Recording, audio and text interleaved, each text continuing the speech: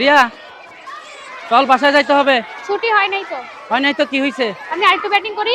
করিস আগে, বাসায় চল। বাড়িতে কি হইছে আব্বা? তোকে দেখতে আইছে। কেন? তোর জন্য বিয়ে ঠিক করছি। আমি যাবো না, আমি বিয়ে করবো না, আমি করবো। এরকম করিস না মা, চল। জসিম ভাই, মায়ের তো আজ 18 বছর হয় নাই, মেয়ের কই নিয়ে যাইতেছে? হয় নাই, হইব। কবে হবে চাচা? শোনো জসিম, 18 বছরের আগে মেয়ে বিয়ে দিলে অনেক ধরনের শারীরিক জটিলতা হতে পারে। এই জন্য সরকার 18 বছরের আগে মেয়ে বিয়ে নিষেধ করছে।